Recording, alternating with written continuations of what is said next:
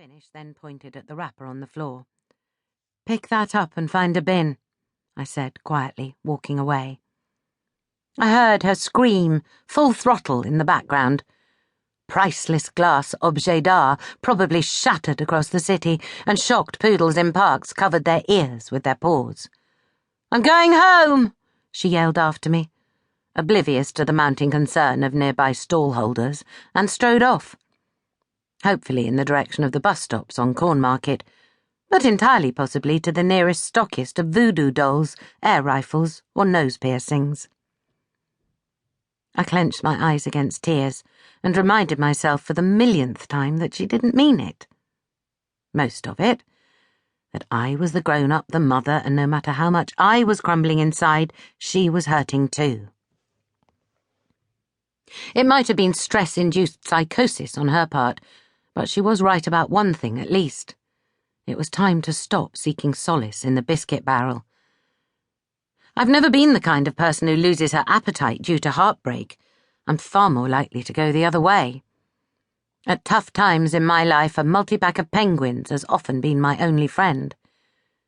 If I carried on like this, I'd put on masses of weight, be the size of 2 Latvian lap dancers, and feel even worse about myself than I did already.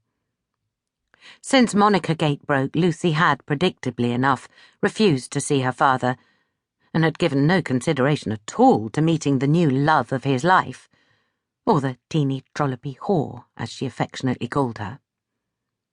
Ollie had done both, and, bless him, reported back hilariously on how Dad was now dressing in Bart Simpson t-shirts and pink Crocs in an attempt to look younger. I tried hard not to pump him for too much information, but he's a bright boy. He gave me a full rundown before I had the chance to even consider interrogating him. "Mum," he said, "I can't lie, she's not a munter. In fact, she's pretty fit, if I'm honest, which feels wrong when your dad's holding her hand. But she talks weird, like a Russian villain in a spy film, with this really deep voice. So there's always the chance that she's actually a man, and Dad just hasn't discovered her internal willy yet."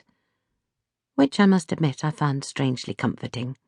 I wandered along Turl Street and out onto the High, narrowly avoiding a collision with a pack of cyclists waging guerrilla warfare on pedestrians. No, this definitely wasn't one of those good days in Oxford. It was the new Oxford setting for the new me and my new, vastly unimproved life. The one where I felt completely and utterly alone, adrift in a sea of misery.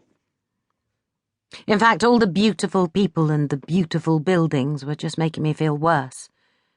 For the first time I could understand the urge to take a semi-automatic weapon, climb the stairs of St. Mary's Church Tower, and just let rip.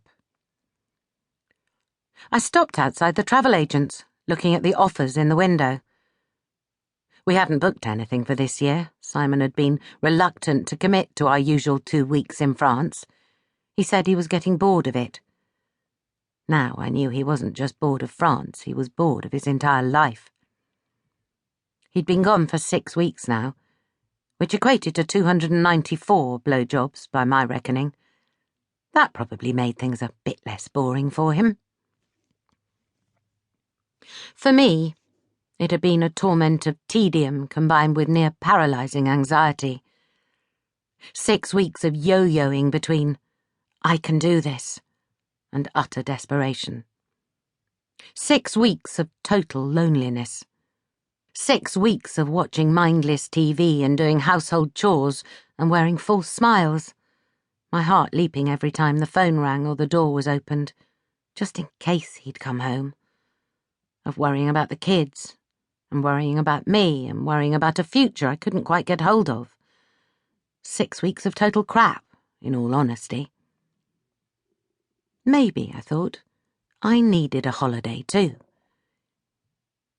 Ollie had told me his dad and Monica were heading off to Ibiza for a week, clubbing in San Antonio. The thought of Simon waving his 41-year-old hands in the air and blowing a fluorescent whistle at a beachfront rave was one of the few things that had made me crack a smile in recent days.